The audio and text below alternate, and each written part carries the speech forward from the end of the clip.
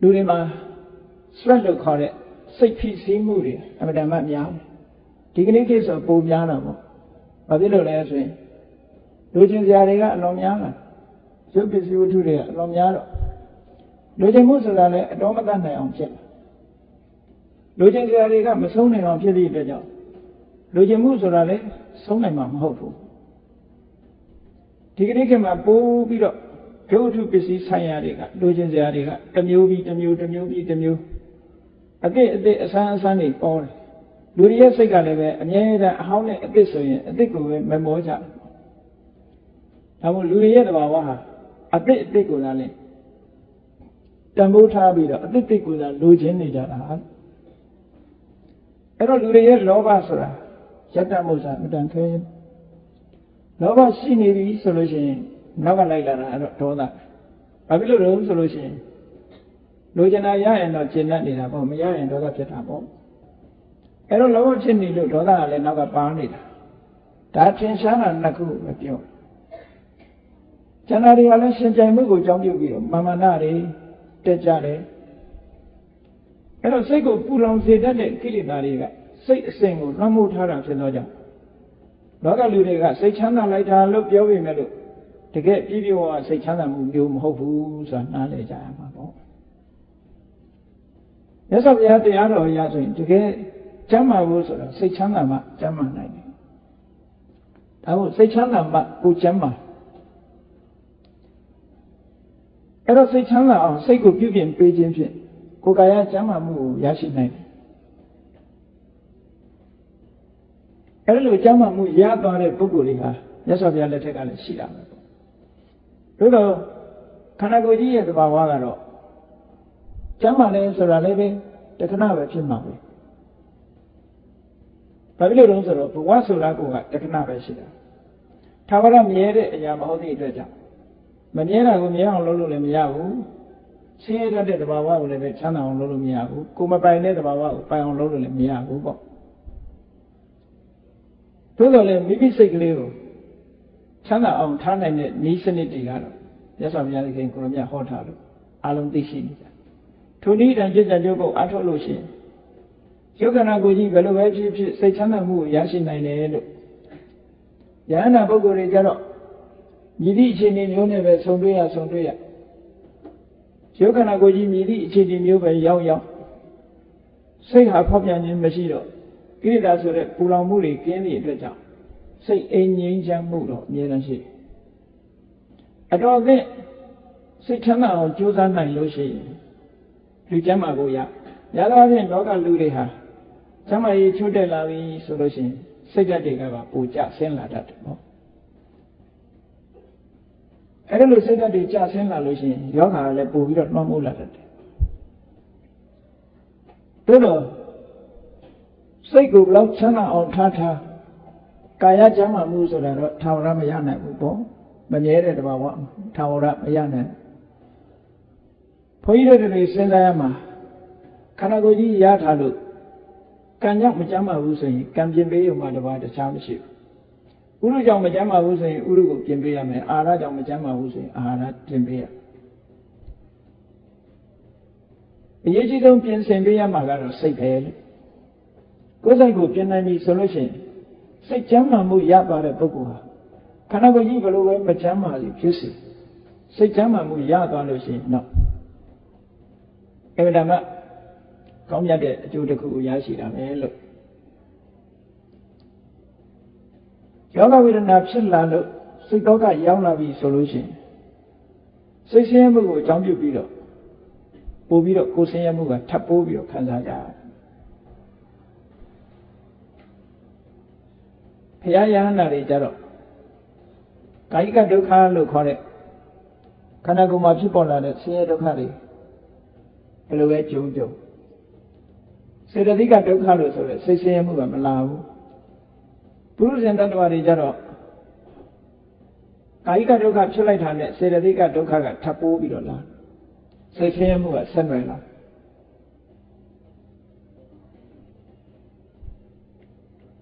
ရသော်ဘုရားကတန်လန်းတုတ်တံမှာဆိုလို့ရှိရင်ညတဲ့နှစ်ချက်အစုခံရတယ်ဆိုပြီးတော့ဟောထားတယ်ကာယကဒုက္ခဆိုတဲ့ ဒုက္ခကိုအကြောင်းပြုပြီးတော့စေတသိက်ကဒုက္ခဖြစ်မယ်ဆိုရင်ကာယကဒုက္ခဆိုတဲ့ဒဏ်ရာဒဏ်ချက်တစ်ခုပေါ်မှာစေတသိက်ကဒုက္ခဆိုတဲ့ဒဏ်ရာဒဏ်ချက်ထပ်ပိုးပြီးတော့လာတယ်အဲ့တော့စိတ်ဟာပြုပြင်ဖို့ဟာမတ္တမအရေးကြီးတယ်ကိုကျမ်းမာရေးအတွက်စိတ်ကိုပြုပြင်ပေးခြင်းဖြင့်နောက်ဆုံးသာဝရကျမ်းမာတယ်လို့ဘဝမှာသာဝရကျမ်းမာသွားတဲ့ပုဂ္ဂိုလ်ယန္တာပုဂ္ဂိုလ်ပဲပေါ့စိတ်ကျမ်းမာမှုဟာပိုပြီးတော့အဓိကကျကိုကျမ်းမာမှုကြိုးစားဖို့လေစိတ်ကျမ်းမာမှုကိုကြိုးစားကြရမှာဒါမှမဟုတ်မြတ်စွာဘုရားကအခုလပိတုသုတ်တံမှာဆိုလို့ရှိရင်ကိုနာခြင်းနာပါစေစိတ်မနာပါစေနဲ့လို့ဒီလိုကျင့်ရမယ်လို့ပြောခန္ဓာကိုယ်မှာယောဂဝေဒနာတွေဖြစ်တာတော့ခန္ဓာကိုယ်ကြီးရဲ့ရုပ်ခန္ဓာကိုယ်ကြီးရဲ့သဘာဝပဲစိတ်အစဉ်မှာလောဘဒေါသမောဟစတဲ့ယောဂဝေဒနာတွေနာကျင်မှုတွေမရဘူးတရားဓမ္မကျင့်သုံးရတာဖြစ်တယ်မြတ်စွာဘုရားလက်ထက်တော်ခါကာလတုန်းကမြတ်စွာဘုရားနဲ့အနိစ္စဆုံးဘုရားကိုလည်းအပတ္တမကြီးညိုလေးစားတဲ့စေတော်ကျောင်းကိုဆောက်လုပ်ထူထမ်းထားတဲ့ကျောင်းတကာကြီးဆိုတာအသက်ရရလာတဲ့အခါမှာသူမကြမဖြစ်တာတွေရှိတယ်ပေါ့အဲ့ဒါလိုမကြမ်းမဖြစ်လာပြီဆိုလို့ရှိရင်စေဝကုသမှုဆိုတာရှိကောင်းရှိပေမဲ့လို့သူအားကိုးဆုံးကတော့ဘာလဲလို့ဆိုရှင်သာရိပုတ္တရာမထေရမြတ်ရဲ့အဆုံးအမဩဝါဒကိုသူနာခံနေတာအနာရဝိတ္တိကြီးဆိုတာအလုံးသိကြတဲ့အတိုင်းရသော်ဘုရားနဲ့တိန်တပါဝဏလို့ဒါစကြုတ်ပြည်နာကတိန်တပါဝဏလို့ခေါ်တဲ့ရင်းလိုက်တော်ထဲမှာတွေ့ကြတဲ့ကတတ္တဗံဖြစ်သွားသူမူလနာမည်ကသုဒ္ဓတပင်ကိုစိတ်ဓာတ်ကိုကဗရာတရားလွန်ကောင်းလို့ဘုရားဘာသာမဖြစ်ခင်ကတည်းကဆင်းရဲနှံပါတဲ့ပုဂ္ဂိုလ်တွေအမြဲတမ်းကျွေးမွေးစားရှောက်လို့ငယ်မြေသုဒ္ဓတလို့လူမသိပဲနဲ့အနာထပိဏိကကိုယ်ကရမဲ့ဆင်းရဲသားတွေအတွက်သမင်းထောက်ပံ့လှူဒန်းတဲ့အလှူရှင်ကြီးတို့ဒီလိုနာမည်ကြီးတာဘုရားဘာသာဖြစ်မှဒီနာမည်ရတာမဟုတ်ဘူးသူ့တဘာဝကိုကဒါနာဘိရတဒါနစ္စာတွေအလှူဒန်းမှာအလွန်မွေ့လျော်တယ်လှူဒန်းတဲ့ဝါဒနာပါတယ်အေးလူဆိုတာဘယ်သူပဲဖြစ်ဖြစ်ကျမကြီးချိုးတက်လာတဲ့အခါမျိုးဆိုတာရုပ်ခန္ဓာကိုယ်မှာမရှောင်မလွဲနိုင်အောင်ရှိလာတတ်တယ်ပေါ့တခါတည်းရာသီဥတုကောင်းပြီမဲ့အာဟာရကောင်းကောင်းမွန်မွန်စားပြီမဲ့ခန္ဓာကိုယ်ရဲ့ချွေရင်းချက်ကလေးတွေဟာဖြစ်ပေါ်လာပြီးတော့မကြမ်းဆိုတာဒီဖြစ်တယ်အဲ့တော့အနာရဝိတ္တိကြီးလည်းပဲအသက်အရွယ်မပြောမသိရပြီမဲ့လို့နောက်ပိုင်းမှာသူမကြာခဏမကြမ်းဖြစ်လာတယ်ယဟန်တန်ဃာတွေထဲမှာသူအမျက်နှိုးဆုံးကြီးညိုဆုံးအာကိုဆုံးပုဂ္ဂိုလ်ကတော့ဖျားပြီးလို့ရှိရင်ရှင်သာရိပုတ္တရာပဲပေါ့ရှင်သာရိပုတ္တရာကိုအလွန်ကြီးညိုတယ်အလွန်အာကိုတယ်မြတ်စွာဘုရားကိုကြီးညိုအာကိုတာတော့မပြောနဲ့တော့ကျောင်းတော်လာတဲ့အခါမှာမြတ်စွာဘုရားကသူ့ကိုတရားဟောနေရင်ပြင်မမှာဆုံးလို့ဆိုပြီးတော့ဘုရားကိုဘယ်တော့မှမေကွန်ပု္ပ္ပာတွေမေးလို့မရှိဘူးတဲ့လူရတန်းတာပဲဒီဥဆိုင်ပြီးတော့လူလေးတန်းလေးရှိတယ်ဘုရားပေါ်မှာအလွန်ငဲ့ညာတဲ့ကျောင်းတက္ကသိုလ်တထေးကြီးပဲတရားနာဆရာရှိလို့ရှိရင်ရှင်သာရိပုတ္တရာကိုပဲပြင်နာလေးရှိတယ်မြတ်စွာဘုရားတရားဟောရရင်ပြင်မှာပဲဆိုပြီးတော့ဘုရားကိုတော့အမတမငဲ့ညာအနာရဝိတ္တိကြီးကျမ်းမာရေးမကောင်းတာနဲ့ပတ်သက်တဲ့သုတ်တံအနာရပိဏိကောဝါဒသုတ်တံဆိုတာလည်းရှိတယ်အဲ့ဒီသုတ်တံကတော့သူ့ရဲ့နောက်ဆုံးနေ့ပေါ့အခုဒီကနေ့အနာရဝိတ္တိကြီးမကျမ်းမာဖြစ်တယ်ဆိုတဲ့အနာရပိဏိကသုတ်တံစိတ်ချမ်းသာလို့ကျမ်းမာရေးပြန်ရသွားတဲ့အကြောင်းမှတ်တမ်းတင်ထားလောကလူတွေဟာကျမ်းမာရေးချိုးတက်လာပြီဆိုလို့ရှိရင်စေဝါဒဆာတစ်ခုတည်းနဲ့မလုံလောက်ဘူးအရေးကြီးတဲ့စိတ်ဓာတ်ကိုပြုပြင်မှုအမှန်တမ်းအရေးကြီးတယ်အချို့ဟာစိတ်ဓာတ်ကိုမပြင်နိုင်သည့်အတွက်ကြောင့်ယောဂဝေဒနာပို့ပြီးတော့တိုးသွားတာလည်းရှိတယ်တာဝတိပြည်မှာ မြတ်စွာဘုရားနဲ့အတူတကွရှင်သာရိပုတ္တရာတို့ရှင်အနန္ဒာတို့သတင်းသုံးနေထိုင်တဲ့အချိန်မှာနာရဝိတထေကြီးနဲ့အသက်အရွယ်ရလာတဲ့အခါမကြမ်းမှဖြစ်တယ်။စာပေကျမ်းဂန်လို့ပြောမယ်ဆိုရင်အာဘာဒီကောဒုက္ခိတောဘာလကိလံောဆိုဆယ်လုံးသုံးလုံးနဲ့ဖော်ပြ။အာဘာရိကတကူလုံးကြိုက်ခဲနာကျင်နေတယ်။ဒုက္ခိတောခန္ဓာကိုယ်ကြီးတကူလုံးဆင်းရဲမှုတွေနဲ့ကြုံတွေ့နေရတယ်။ဘာလကိလံောအပြင်းထန်မကြမ်းမှဖြစ်နေတယ်လို့ဒီလိုဆို။အဲ့လိုနေမကောင်းတိုင်းမသာရှိတဲ့အခါမှာသူအကြီးညိုဆုံးအားကိုးရဆုံးဖြစ်တဲ့ရှင်သာရိပုတ္တရာစီလူလွတ်ပြီးတော့လျှောက်တယ်။ဒါဒီတတုတ်တည်းနဲ့မဟုတ်ဘူး။ရှင်သာရိပုတ္တရာမရှိတဲ့အခါမှာတော့ရှင်အနန္ဒာကိုပြင့်ပြီးတော့တယောက်တည်းဆိုတဲ့တုတ်တန်လည်းရှိတယ်။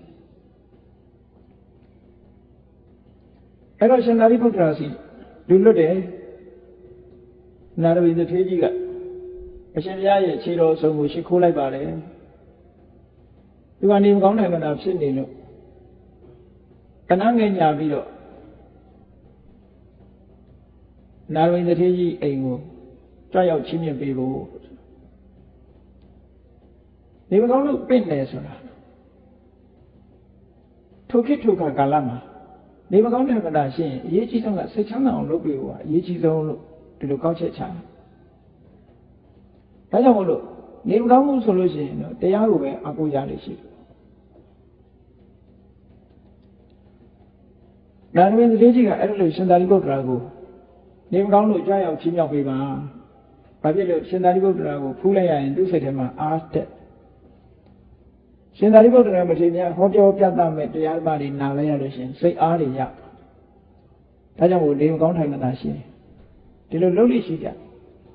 မြတ်စွာဘုရားကိုယ်တိုင်ကလည်းနေမကောင်းတဲ့မတာတဲ့ပုဂ္ဂိုလ်တွေဆိုလို့ရှိရင်ကြွရောက်ပြီးတရားဟောလို့ရှိတယ်။ခိလဏပုစ္ဆကနေမကောင်းရင်ပြစ်မထားဘူးသွားပြီးတော့ကြည့်တယ်တရားဓမ္မဟောပြောပေးတယ်။ဒါမြတ်စွာဘုရားလက်ထက်တော်ခါကာလတုန်းကလုံးလေးလှုပ်ထားရှိတဲ့ကိစ္စတစ်ခုပဲ။အားပေးခြင်းကပြောကြရတယ်ပေါ့။ဒါယောဂကြောက်တာမကြောက်တာကတော့မဆိုင်ဘူးပေါ့နော်။စိတ်ချမ်းသာမှုရတော့အားပေးခြင်းကပြောကြရတယ်။နာရဝိတထေကြီးကရှင်သာရိပုတ္တရာကိုဒီလိုလူတယောက်လွတ်ပြီးတော့ပင့်ခိုင်းလိုက်တဲ့အခါရှင်သာရိပုတ္တရာကလက်ခံလိုက်တယ်။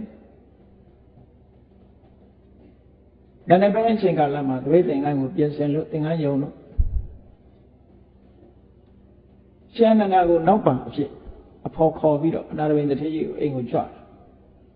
ဒီရှင်သာရိပုတ္တရာနဲ့ရှင်အနန္ဒာဆိုတာလေတကယ်ညီကိုရင်းတမျှအလွန်ရင်းနှီးတဲ့ပုဂ္ဂိုလ်အလွန်ရင်းနေအသက်ဘယ်သူကကြီးတယ်လဲလို့ဆိုလို့ရှိရင်တော့ဇာထဲမှာတော့အတိအကျမသိရပြီလေရှင်အနန္ဒာကဘုရားနဲ့ဖွားဘက်တော်ဆိုမြတ်စွာဘုရားနဲ့တက်တော်ရွယ်တူပေါ့တက်တူရွယ်တူဖြစ်တယ်အဲ့တော့ရှင်သာရိပုတ္တရာကမြတ်စွာဘုရားတဲ့ကြီးတယ်ဆိုရင်တော့ရှင်အနန္ဒာကငယ်မှာပဲမြတ်စွာဘုရားတဲ့ငယ်တယ်ဆိုရင်တော့ရှင်အနန္ဒာကကြီးမှာဘယ်တော့ယာတုအဆင့်တန်းဟိုက်အာရာတီလို့ခေါ်တာအဲ့ဒီအဆင့်နဲ့ကြည့်မယ်ဆိုရင်ရှင်သာရိပုတ္တရာရဲ့ပညာအရေးချင်းကဘုရားပြီးရင်ပထမနေရာမှာရှိတာဖြစ်တော့ကြောင့်ရှင်သာရိပုတ္တရာကိုအားလုံးကပြုတည်လေးစားကြတယ်တရားဓမ္မနဲ့ပတ်သက်ပြီးတော့ပြုတည်လေးစားရှင်သာရိပုတ္တရာလည်းပဲဘယ်ပုဂ္ဂိုလ်ပဲဖြစ်ဖြစ်တရားဓမ္မနဲ့ပတ်သက်လာလို့ရှိရင်ဘုံမလေးဘူးမမောမပန်းအမြဲတမ်းရှင်းလင်းဟောကြားပြီးတော့တရားရည်တိုက်ကျွေးလို့ရှိတော့အမှန်တမ်းလေးစားကြတယ်ရရှင်အနန္ဒာကိုပို့ပြီးတော့ရှင်သာရိပုတ္တရာနဲ့ရှင်အနန္ဒာကိုပို့ပြီးတော့ခင်မင်းတယ်ဘာဖြစ်လို့လဲလို့ဆိုတော့မြတ်စွာဘုရားတာဝန်တွေကိုရှင်အနန္ဒာကယူပြီးတော့ပြုစုနေတာပညာကြီးတဲ့ပုဂ္ဂိုလ်ဆိုဘုရားကိုပို့ပြီးတော့ချီးညိုတယ်ပညာကိုတမိုးထားတဲ့ပုဂ္ဂိုလ်တိုင်းဘုရားပို့တချို့ကတော့ထင်လိုက်ပဲတရားတရားကောင်းတဲ့ပုဂ္ဂိုလ်ကပိုးချီးညိုတယ်တရားတရားကောင်းလို့ချီးညိုတယ်ဆိုတာတစ်ဖက်ဆုံးရောက်သွားတယ်သူချီးညိုပုံချီးညိုနည်းကတစ်ဖက်ဆုံးရောက်သွားတယ်ပညာနဲ့ချီးညိုတဲ့ပုဂ္ဂိုလ်ကျတော့တစ်ဖက်ဆုံးမရောက်ဘူးမှန်ကန်တဲ့အတိုင်းတာနဲ့ချီးညိုတာပေါ့ဝက်ကလိမထေရတို့လို ပညာနဲ့ကြီးညိုတာမဟုတ်ဘဲနဲ့တစ်ဖက်ဆုံးရောက်သွားလို့ရှိရင်တော့ဒါကြီးညိုမှုရဲ့တရားတရားဟာလမ်းချော်နေတဲ့တရားတရားမျိုးဖြစ်တယ်ပေါ့ရှင်သာရိပုတ္တရာအဲ့လိုမျိုးမဟုတ်ဘူးတရားဓမ္မနဲ့ပတ်သက်လာလို့ရှိရင်မြတ်စွာဘုရားကိုအလွန်လေးစားအလွန်ကြီးညိုမြတ်စွာဘုရားတောင်းဝန်ဝတရားတွေကိုသူကထမ်းဆောင်နေတယ်သို့တော့တပည့်အနေနဲ့သူကတပည့်ကြီးဖြစ်တော့သူထမ်းဆောင်ရမယ့်ဝတရားတွေကိုရှင်အနန္ဒာကထမ်းဆောင်ပေးတယ်လို့ကျေးဇူးတင်ပြီးတော့ရှင်အနန္ဒာကိုအလွန်ခင်မင်းနဲ့အလွန်ရင်းနှီးတယ်ဒါကြောင့်မို့ဖြစ်နိုင်ရင်ရှင်အနန္ဒာကိုခေါ်သွားတာဒါလည်းအကြောင်းတစ်ခုပဲပေါ့နောက်အကြောင်းတစ်ခုကတော့နာရဝိတ္တိကြီးကလည်းပဲရှင်သာရိပုတ္တရာကိုကြီးညိုသလိုရှင်အနန္ဒာမထေရမြတ်ကိုလည်းပဲကြီးညိုတယ်ဘုရားနဲ့ဆက်ဆံနေတဲ့ပုဂ္ဂိုလ်လေးနေမကောင်းတဲ့နေတာဖြစ်နေတဲ့အခါမှာကိုကြီးညိုတဲ့ပုဂ္ဂိုလ်ကိုအားကိုးရတဲ့ပုဂ္ဂိုလ်ရောက်လာလို့ရှိရင်စိတ်အားတွေအများကြီးတက်သွားနေတာပေါ့ဒါသဘာဝပဲအဲ့တော့ရှင်သာရိပုတ္တရာမထေရမြတ်ဟာရှင်အနန္ဒာခေါ်ပြီးတော့အနာရဝိတ္တိကြီးအိမ်ကိုသွားကျောင်းသွားပြီးတဲ့အခါမှာယောဂပျောက်ရေးတရားရှိကိုတိုက်ကျွေးတယ်ပေါ့ယောဂပျောက်စေနိုင်တဲ့တရားရှိတရားဆိုတဲ့တရားရည်အမြဲစေတိုက်တာနဲ့ယောဂဝေဒနာဟာပျောက်နိုင်သလားဘယ်လိုလုပ်ပျောက်တာလဲစိတ်ဆွမ်းအားဘက်ကနေကြည့်ပြီးတော့စိတ်ချမ်းသာအောင်လုပ်ပေးခြင်းဖြင့်ယောဂဝေဒနာပျောက်ကင်းတယ်ဘယ်လိုလုပ်ပျောက်ကင်းနိုင်တယ်လို့ဆိုလို့ရှိရင်လူရဲ့ခန္ဓာကိုယ်မှာဥရုဖောက်ပြန်လို့ဓမ္မရေးချွတ်တဲ့ပုရုဇာယုတ်တွေအာရကြောင့်ဖြစ်တဲ့ဓမ္မရေးချွတ်တဲ့နေတဲ့ယုတ်တွေခန္ဓာကိုယ်ထဲမှာတိုးပွားနေလို့ရှိရင်မကြမ်းမမာဖြစ်တာနာရဝိတ္တိကြီးကသောတာပန်အဆင့်မြတ်တာဖြစ်တော့ကြောင့်လောဘဒေါသမကင်းသေးဘူးပေါ့အဲ့တော့စိတ်ကြောင့်လည်းပဲယောဂဝေဒနာပြီးရရရနိုင်တာပေါ့သို့တော့ပုထုဇဉ်လောက်ဆိုးဆိုးဝါးဝါတော့မရနိုင်ဘူးပေါ့အဲ့ဒီလိုတခုခုကြောင့်ခန္ဓာကိုယ်ထဲမှာယောဂဖြစ်လာလို့ယောဂဖြစ်စေတဲ့ယုတ်တရားတွေတိုးပွားနေလို့မကြမ်းမမာဖြစ်လာပြီဆိုရင်စိတ်ကြည်လင်အေးချမ်းမှုရအောင်ဆောင်ရွက်ပေးလိုက်တဲ့အခါထိုကြည်လင်အေးချမ်းတဲ့စိတ်တရားဓမ္မနဲ့ပတ်သက်ပြီးတော့ပီတိတွေဖြစ်လာပြီဆိုရင်အဲ့ဒီစိတ်ကနေပြီးတော့စိတ်ဒဇယုတ်တွေကိုထုတ်လုပ်လို့တဲ့စိတ်ဒဇယုတ်တွေဟာကျမ်းမာတဲ့စိတ်ဒဇယုတ်တွေဖြစ်လာခုနကမကျမ်းမာတဲ့ယုတ်တွေဟာအချိန်တန်တော့ပျက်စီးသွားပြီနောက်ထပ်ကျမ်းမာတဲ့ယုတ်အစဉ်တွေဟာသုတ္တန်မှာဖြစ်ပေါ်ပြီးတော့လာတယ်စိတ်ကိုပြုပြင်ပေးခြင်းဖြင့်စိတ်ကြောင့်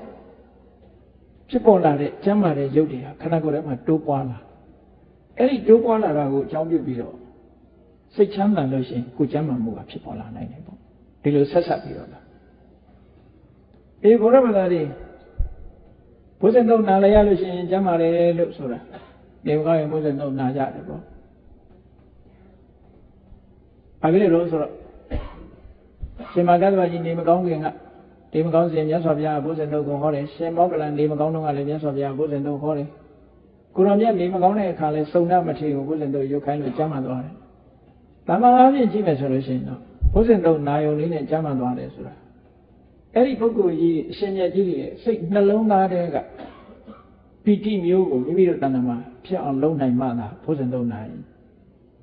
ယောဂပျောက်တယ်ဆိုတာဖြစ်နိုင်မှာပေါ့ဒီဘုဇင်သုံးတယ်မကဘူးရှင်ဂိရိမာနန္ဒဆိုရင်ပညာ7ပါးတရားဝိပဿနာကျင့်စဉ်ကိုဟောကြားတာနဲ့ကျမ်းမာရေးရသွားတာရှိအဲ့တော့အဓိကကတော့စိတ်ကိုပြင်ပေးတဲ့သဘောပေါ့နိုင်ငံခြားတိုင်းပြည်တွေမှာလည်းဒါpsychotherapist psychotherapy ဆိုတဲ့နည်းစနစ်တွေနဲ့သူတို့နည်းနဲ့လုပ်တာပေါ့သို့တော့ဗုဒ္ဓနည်းလောက်မထိရောက်ဘူးပေါ့စိတ်ကိုပြင်ပေးတဲ့နေရာမှာဗုဒ္ဓနည်းဟာထိရောက်စေ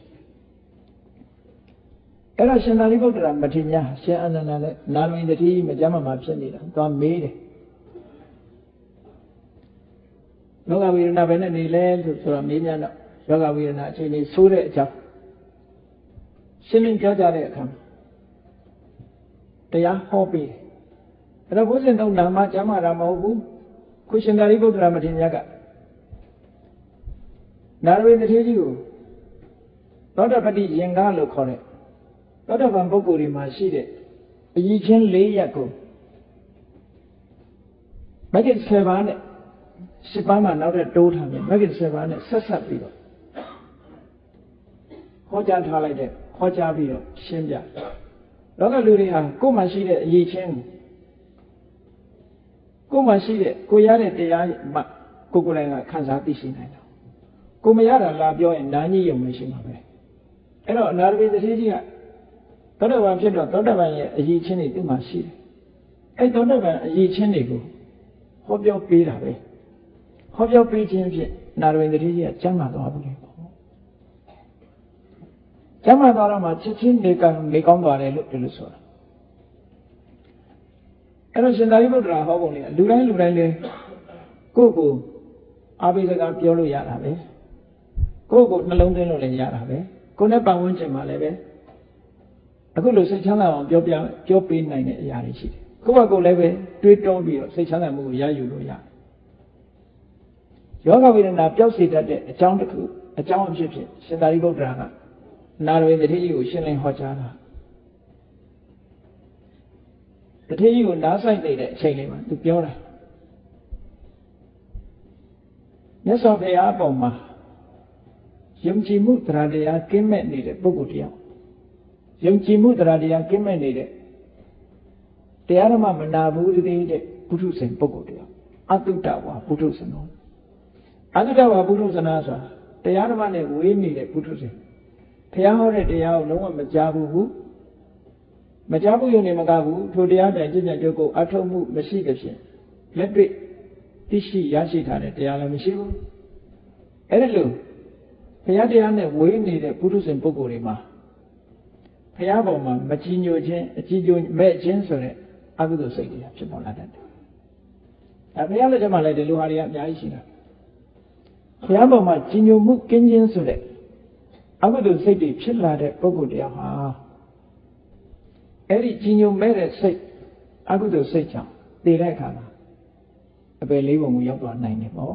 ။အပယ်လေးပုံကိုရောက်တယ်။အဲ့ဒီလိုအကြည်ညိုမဲ့တဲ့စိတ်မျိုးဟာအနာရဝိတထေကြီးမှာမရှိပါဘူးတဲ့။နာရဝိတထေကြီးမှာရှိတာကမြတ်စွာဘုရားကိုအသိဉာဏ်နဲ့တက်ဝင်ပြီးတော့ဂုဏ်တော်တွေကိုနှစ်ကာယုံကြည်ပြီးတော့ချီးညိုတဲ့တရားတရားတင်တရားကြီးမှာရှိနေတာဖြစ်တယ်။ဒါကြောင့်မို့လို့ကိုယ့်ရဲ့ဒီဘုရားပေါ်မှာခိုင်မြဲတဲ့အသိဉာဏ်ရှိတဲ့ချီးညိုစိတ်ဟာဒီချီးညိုခြင်းဆိုတဲ့တရားတရားကိုမိမိတဏ္ဍာမှာဘုရားကိုအာယုံပြုပြီးတော့ချီးညိုတဲ့တရားတရားတွေကိုယ်စိတ်ထဲမှာတိုးပေါအောင်လုပ်လိုက်ရင်ယောဂဝေဒနာချက်ချင်းပြောက်သွားမှာပါလို့ဒါအာဘိစကားတစ်ခုအနေနဲ့ပြောလိုက်တယ်ဒါကိုနည်းယူပြီးတော့ဘုန်းကြီးတို့တွေဟာလေဒီမကောင်းတိုင်းမှာရှိလာလို့ရှိရင်အေးငါမှဘုရားပေါ်မှာချီးညိုတဲ့စိတ်တွေရှိတယ်ဘုရားကိုအာယုံပြုပြီးတော့ငါစိတ်ထဲချီးညိုတယ်မြတ်စွာဘုရားရဲ့ဂုဏ်တော်တွေတစ်ခုစီစဉ်းကျင်စဉ်းစားလို့အရဟံဖြစ်စေသမ္မာသမ္ဗုဒ္ဓောဖြစ်စေဝိဇ္ဇာစရဏသမ္ပန္နောဖြစ်စေအရဟံဆိုလို့ရှိရင်စဉ်းစားလိုက်တာငါမှတော့လောဘတွေဒေါသမောဟတွေရှိမြတ်စွာဘုရားမှာတော့အဲ့ဒီလောဘဒေါသမောဟဆိုတာတွေအကုန်လုံးကင်းနေတာပါလားတို့မှရှိနေတဲ့ကိလေသာတွေမြတ်စွာဘုရားမှာအကုန်ကင်းနေတာဒါကြောင့်မို့တကယ်ကိုအရဟံပဲလို့ဘုရားဂုဏ်တော်တွေကိုတွေးတောပြီးတော့စိတ်ထဲမှာကြည်နူးလာအောင်ပိဋိသောမနတာတွေဖြစ်ပွားလာအောင်အသိဉာဏ်နဲ့စဉ်းကျင်စဉ်းစားပေးလိုက်မယ်ဆိုလို့ရှိရင်ကိုယ်တဏ္ဍာမှာဖြစ်ပေါ်နေတဲ့ယောဂဝေဒနာပျောက်ကင်းသွားနိုင်တယ်။ဒါကြောင့်မို့မကြမ်းမမာဖြစ်လာပြီဆိုလို့ရှိရင်ကိုယ်စိတ်ထဲမှာနေမကောင်းညံ့မှုဆိုလို့ရှိရင်ဘုရားကုံကိုအာယုံပြုခြင်းဖြင့်မိမိကိုယ်ချမ်းသာမှုကိုရအောင်ယူလို့ရတယ်ပေါ့။အနာရဝိတထေကြီးကိုရှင်သာရိပုတ္တရာမထေရကဒီနည်းကိုပေးနေတာ။ကျောင်းတကာတထေကြီးတဲ့မြတ်စွာဘုရားအပေါ်မှာအသိပညာနဲ့နှစ်ကာယုံကြည်တဲ့တရားတရားအသက်မှာခိုင်ခံမှရှိပါလေ။အဲ့ဒီတရားတရားရှိနေသည့်အတွက်ကြောင့်ဘုရားကိုအာယုံပြုလိုက်တာနဲ့ယောဂဝေဒနာတွေဟာပျောက်ကင်းသွားနိုင်ပါတယ်လို့ဒီလိုအားပေးတာအဲ့ဒီအားပေးနေတဲ့အချိန်မှာပဲအနာရဝိတထေကြီးကလည်းဘုရားကိုချီးညိုပြီးသားဖြစ်နေတဲ့ပုဂ္ဂိုလ်အားလျော်စွာသူက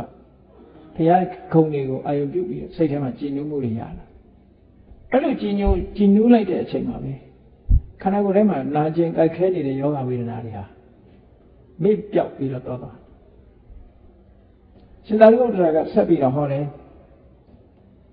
မြတ်စွာဘုရားဟောကြားတဲ့မေတ္တရားဖို့တရားနိဗ္ဗာန်လို့ဆိုတဲ့ဓမ္မဟောကြားထားတဲ့ဒေသနာလို့ခေါ်တဲ့ပရိယတ်ဒီဓမ္မတွေနဲ့ပတ်သက်ပြီးတော့မကြည်ညိုတဲ့ပုဂ္ဂိုလ်တွေအထင်မြင်လွဲနေတဲ့ပုဂ္ဂိုလ်တွေအဲ့ဒီပုဂ္ဂိုလ်တွေဟာမကြည်ညိုမှုထင်မြင်လွဲမှုကိုအကြောင်းပြုပြီးတော့အပင်ငရဲကျသွားနိုင်တယ်။ကျောင်းတက္ကသိုလ်ကြီးမှာတော့အခုလိုမကြည်ညိုမှုဆိုတာမရှိဘူးတရားနဲ့ပတ်သက်လာလို့ရှိရင်တရားခုံတော်တွေကိုနှစ်ကာသိပြီးတော့ကိုယ်တွေ့လဲတရားကိုမျက်မှောက်ပြုထားတာဖြစ်တော့ကြောင့်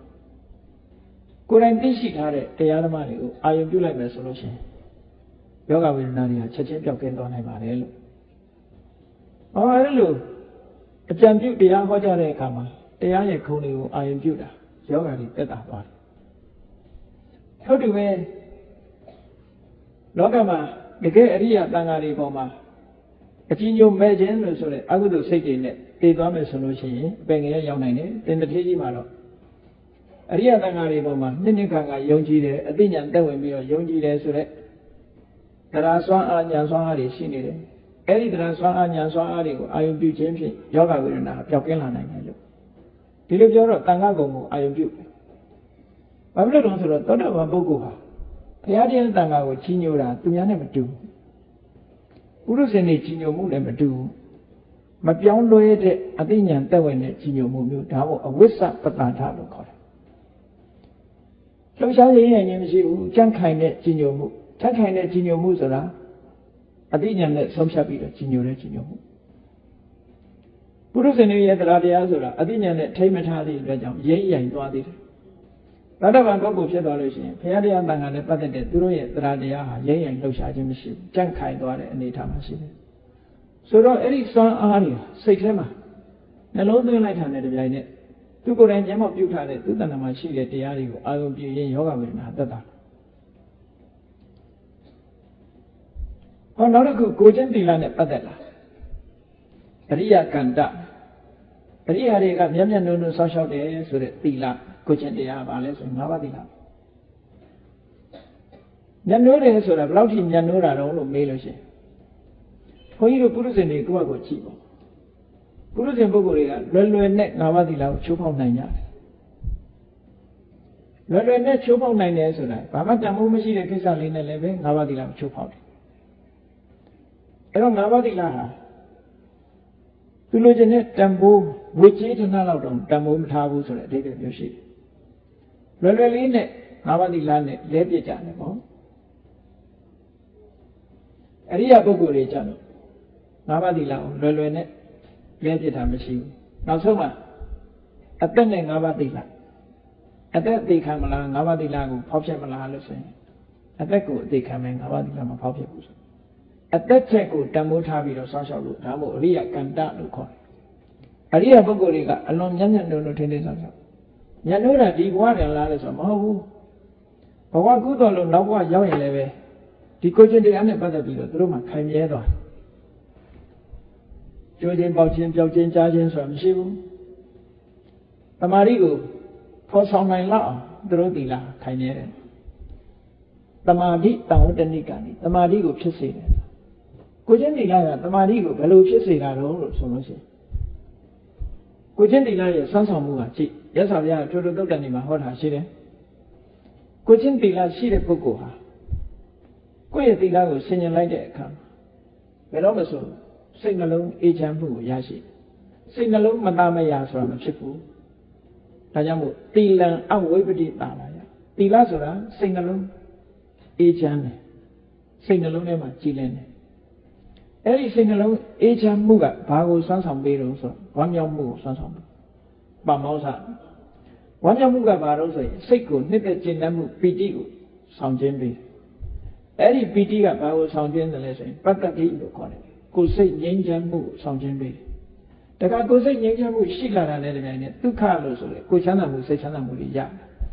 ဒုက္ခဆိုတဲ့ကိုယ်ချမ်းသာမှုစိတ်ချမ်းသာမှုရလာတာနဲ့တကယ်နဲ့သမာဓိစိတ်တည်ငြိမ်မှုလေးရရတယ် ဒါကြောင့်မို့လို့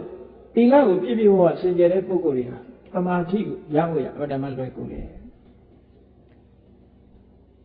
သီလမလုံခြုံဘူးဆိုလို့ရှိရင်ကမ္ဘာထန်ထိုင်လိုက်တာနဲ့တပြိုင်နက်ကိုယ့်ရဲ့လုပ်ရက်တွေဟာအရေးမဲကြီးလို့စိတ်ထဲမှာနှောမိုးလာတတ်တယ်သီလကျွလွန်ဖောက်ဖျက်မှုကိုအကြောင်းပြုပြီးတော့လူဟာစိတ်နှလုံးမတမယာဖြစ်ကြရတယ်ပေါ့သီလရှိပြီဆိုရင်စိတ်နှလုံးမတမယာဆိုတာဝိပဿနာဆိုတာမလာတော့ဘူးပေါ့အဲ့ဒါလို့ကိုချင်းသီလနဲ့ပတ်သက်ပြီးအသက်တန်မိုးထားပြီးတော့ထိမ့်သိမ်းဆောက်ရှောက်တာအဲ့ဒါလို့ထိမ့်သိမ်းဆောက်ရှောက်မှုမရှိဘူးသီလကိုမျက်မျက်နှုံနှုံမဆောင်ထိန်ဘူးပါဏာတိပါဒကိုလည်းကျွလွန်နေအာရိဏဒါနကာမိတိမိစ္ဆာစာရမုဒ္ဒဝါဒသူရမေရိယဆိုတာတွေကိုလွယ်လွယ်ကူကူနဲ့ကျွလွန်တဲ့ပုဂ္ဂိုလ်တွေဟာထိုအကုသိုလ်ပြစ်မှုကြောင့်အပင်ငယ်ကိုကြားကြတယ်။ကျောင်းတက္ကနာတော်ကြီးတစ်ထေးကြီးမှာတော့ဒီလိုအပယ်ကိုကြားเสียသီလကျွလွန်ဖောက်ဖျက်မှုတစ်ခုမှမရှိဘူး။သီလကိုအသက်တန်ဖိုးထားပြီးစောင့်ရှောက်တဲ့ပုဂ္ဂိုလ်ဖြစ်တယ်။ကိုယ့်ရဲ့သီလကိုကိုအာရုံပြုလိုက်တာနဲ့တပြိုင်နက်စိတ်ထဲမှာကြည်နူးဝမ်းသာလာပီတိဖြစ်လာတယ်။နာတော်ကြီးတစ်ထေးကြီးကရှင်သာရိပုတ္တရာဟောပြောချက်ကိုနားထောင်ရင်စိတ်ထဲမှာကျဉ်တ်လာယောဂတစ်ပြေးပြေးမေ့လာယောဂပေါ်မှာစိတ်မရောက်တော့အဲ့တော့ဗုဒ္ဓေဝိသပတ္တာရဘုရားကိုနှစ်ကာကြီးညိုတယ်အသိဉာဏ်နဲ့ဓမ္မေဝိသပတ္တာရတရား၌နှစ်ကာကြီးညိုတယ်တန်ခေဝိသပတ္တာရတန်ခါ၌နှစ်ကာကြီးညိုအရိယကန္တသီလအရိယတွေမျက်မျက်နှိုးတဲ့ဆောင်းမျက်မျက်နှိုးလို့စောင့်ရှောက်တဲ့သီလနဲ့ပြည့်စုံနေဆိုသောတပတ္တိယင်ကသောတပန်ပုဂ္ဂိုလ်ဆိုတာဒီအချက်လက်တွေနဲ့ပြည့်စုံတယ်အနာတဝိတ္တိကြီးကဒီအချက်လက်တွေနဲ့ပြည့်စုံနေတာအဲ့ဒီပြည့်စုံနေတဲ့ပုဂ္ဂိုလ်အဲ့တော့ဒီအချက်လက်တွေသူ့မှာရှိနေတယ်ဆိုတော့သူ့ထဲမှာသူရှိနေတယ်ဆိုတော့မသိဘူးလားလို့ဆိုသိတာပေါ့သို့တော်လည်းဒီအချိန်မှာနေမကောင်းနေတဲ့အချိန်မှာဆိုရင်ဒါတွေကိုစဉ်းစားမိချိန်မှာစဉ်းစားမယ်ပေါ့ရှင်သာရိပုတ္တရာကထုတ်ဖော်ပေးတာဘာမှကြောက်စရာမလိုဘူးကြီးကိုမှအားကိုးစရာလေးရှိတယ်ဘုန်းကြီးတို့တွေကအားကိုးတယ်ဆိုတာဓမ္မကိုအားကိုးရမယ်အစားပုဂ္ဂလကိုသွားအားကိုးတာမျိုးတွေများတယ်အဲ့တော့ပုဂ္ဂိုလ်ဆိုတာတကယ်အားကိုးရဖြစ်လာဆိုမဖြစ်ဘူးတရားဓမ္မကလည်းအားကိုးရဖြစ်တယ်ဒါမှမဟုတ်မြတ်စွာဘုရားကဓမ္မတိပဘိက္ခွေဝိဟရထဓမ္မတရဏအနိညတရဏဓမ္မကိုအားကိုးကြလို့ဓမ္မ